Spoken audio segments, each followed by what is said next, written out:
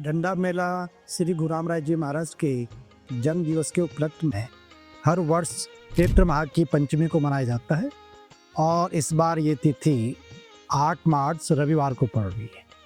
श्री गुरु रामराय जी महाराज सिखों के 7वें गुरु श्री हर राय जी के ज्येष्ठ पुत्र थे और सन 1676 में वो पंजाब से देहरादून में आ गए थे और उन्होंने दून घाटी में डेरा डाला और कालांतर में उनके दून घाटी में तपस्या करने से और यहाँ पे डेरा डालने से इसका नाम देहरादून पड़ा। तो इसलिए श्री गुरु रामराय जी महाराज को देहरादून का संस्थापक भी माना जाता है। श्री गुरु रामराय जी महाराज जब यहाँ पे आए थे तो उस समय हिंदुस्तान औरंगजेब के अधीन था और औरंगजेब हिंदुस्तान के बादशाह थे। औरंगजेब जो है हिंदू और सिख समाज को मुस्लिम में परिवर्तित कर रहे थे और इसी कड़ी में उन्होंने पंजाब में श्री गुरु हर राय जी को जो 7वें गुरु थे उनको दिल्ली दरबार बुलाया था। तो उन्होंने मना कर दिया वहाँ जाने से, लेकिन वहाँ पे जो है उनके ज्येष्ठ पुत्र श्री गुरु रामराय जी महाराज बैठे थे। तो उन्होंने पिताश्री से निवेदन किया कि आप मुझे वहाँ जाने की, दिल्ली दरबार जाने की अनुमति दे दें। तो 7वें गुरु श्री हर राय जी ने गुरु रामराय जी को दिल्ली दरबार जाने की अनुमति दी। जब श्री गुरु रामराय जी दिल्ली दरबार पहुँचे तो वहाँ पर जो औरंगजेब के दरबारी थे, मौलवी थे, उन्होंने उनकी कई तरह से परीक्षा ली। श्री गुरु रामराय जी ने वहाँ पर 72 चमत्कार दिखाए और औरंगजेब और जो उनके दरबारी थे वो श्री गुरु रामराय जी की चमत्कारिक सिद्धियों से बहुत प्रभावित हुए और औरंगजेब ने श्री गुरु रामराय जी को हिंदू पीर और कामिल फ़कीर की उपाधि दी। जब उनको मालूम चला कि श्री गुरु रामराय जी पंजाब छोड़कर देहरादून में आ गए हैं तो उस समय हिंदुस्तान छोटे छोटे प्रोविंसेस जो हैं प्रांतों में बटा था, जिनको बाद में आज़ादी के बाद जो हैं सरदार वल्लभ भाई पटेल जी ने, जो हमारे गृह मंत्री थे उस समय के, उन्होंने उनको एकत्र किया, उनका गठन किया और भारत में उनका विलय किया। तो उस समय टिहरी रियासत थी। तो औरंगजेब ने टिहरी के राजा फतेह शाह को हुक्म जारी किया कि श्री गुरु रामराय जी महाराज के लिए स्थान उपलब्ध कराए जाए और 7 गांव उनको जागीर में दिए। तो उस समय पूरा ये देहरादून का क्षेत्र श्री गुरु रामराय जी महाराज को दिया गया और ये जो वर्तमान में दरबार साहिब है ये टिहरी के राजा फतेह शाह ने श्री गुरु रामराय जी के लिए बनाया। तो सन 1676 से श्री गुरु रामराय जी यहाँ पे तपस्या करने लगे।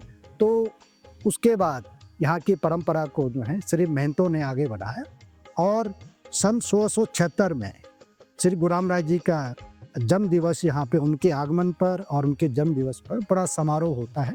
और इसका मुख्य आकर्षण जो दरबार साहिब का पश्चिमी द्वार है, वहाँ पे एक बहुत बड़ा चबूतरा है और उस पर झंडारोहण से होता है। जो वर्तमान में झंडे जी हैं उनको सुबह पूजा अर्चना के बाद जो है वैदिक मंत्रों के उच्चारण के साथ उतारा जाएगा और उस पर जो 3 तरह के वस्त्रों का आवरण होता है जिनको गिलाफ कहते हैं। सबसे अंदर सादे वस्त्र होते हैं जिनकी संख्या जो है गिलाफ की 41 होती है। उसके बाद जो है मलमल का गिलाफ, जिसको सनील का गिलाफ कहते हैं, इनकी संख्या 21 होती है। और जो सबसे बाहरी आवरण वस्त्रों का जिसको दर्शनी गिलाफ कहते हैं, तो ये उन संगतों द्वारा चढ़ाए जाते हैं जिनकी मनोकामना पूर्ण होती है। इस साल का इसको चढ़ाने का, दर्शनी गिलाफ को चढ़ाने का सौभाग्य हमारे देहरादून के सेवक श्री अनिल गोयल जी को मिला है। तो इसके लिए वर्षों जो है इंतजार करना पड़ता है। तो ऐसी मान्यता है कि जो भी दरबार साहिब में मत्था टेकता है, यहाँ पे सेवा करता है और पूरी भावना से आता है, गुरु महाराज उसकी हर मनोकामना को, उसकी मनोती को पूर्ण करते हैं और उसकी झोलियाँ जो हैं खुशियों से भर देते हैं। तो यही कारण है कि सदियों से जो हैं गुरु महाराज के दरबार में, झंडा साहिब में, देश भर से और विदेशों में जो हमारे गुरु महाराज के अनुयायी और श्रद्धालु और सेवक रहते हैं, वो उनके जन्म दिवस पे जो इस वर्ष चैत्र माह की पंचमी 8 मार्च को पड़ रहा है, बहुत सारी संख्या में हमारी संगतें यहाँ पे आएंगी। और जो झंडा जी का जो आरोहण होता है वो बड़ा, इसका जो दृश्य है बड़ा दिव्य और अलौकिक होता है।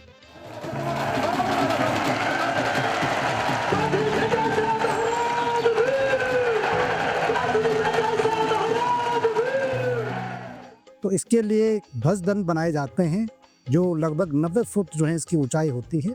तो सुबह पूजा अर्चना के बाद जो है पहले वर्तमान झंडे जी को उतारा जाता है और जो इस पे गिलाफ होते हैं संगतें इसको प्रसाद के तौर पर ग्रहण करती हैं। उसके बाद दिन भर जो है झंडे जी की सेवा चलती रहती है।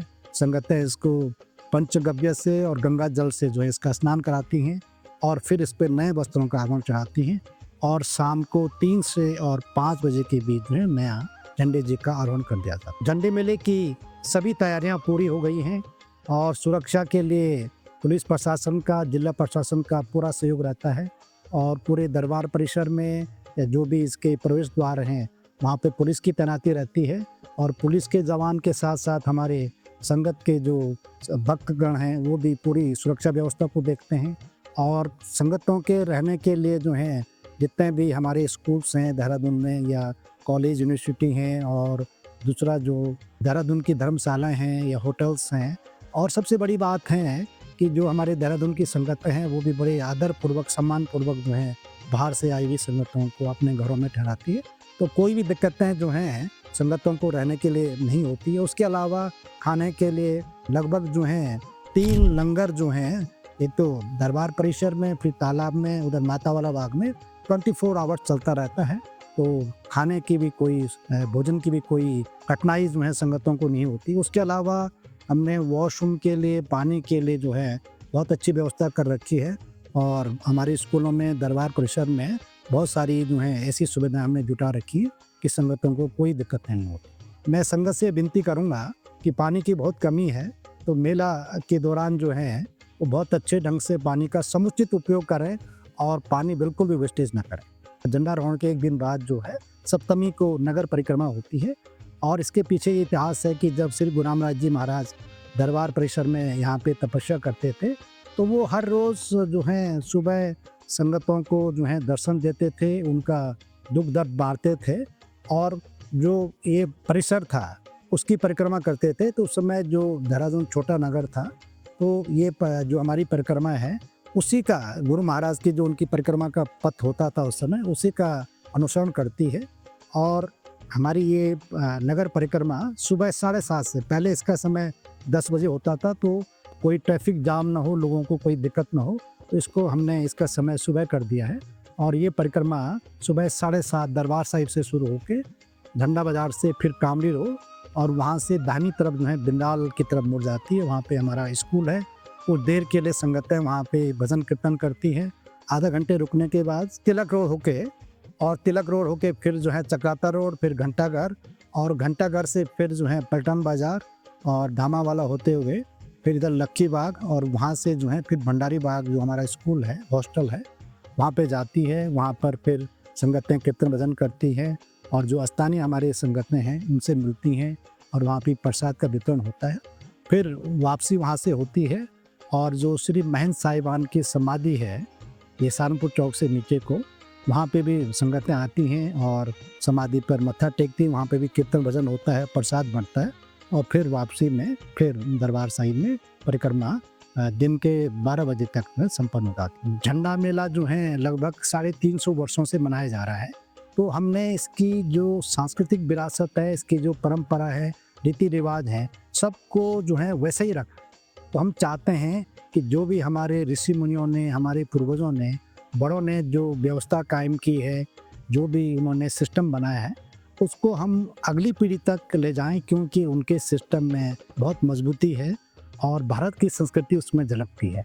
मैं सभी संगतों से और दरबार साहिब के सेवकों से और जो भी दरबार साहिब में आस्था रखते हैं या झंडा साहिब का जो भी हमारा समारोह होता है उसको देखते हैं, उनको ये बताना चाहता हूँ कि जो भी सोशल मीडिया प्लेटफॉर्म है, यूट्यूब, फेसबुक पे इसका लाइव प्रसारण किया जाएगा, लाइव टेलीकास्ट किया जाएगा और आप जो है अपने स्थानों से भी इस दृश्य को देख सकते हैं। गुरु महाराज के जन्म दिवस के अवसर पर मैं विशेष अरदास करता हूँ गुरु महाराज के आगे कि हमारी सारी संगत या जो भी देशवासी हैं उनके जीवन में सुख शांति रहे, संतोष का भाव रहे और हर तरह से जीवन में उनको खुशियाँ मिले।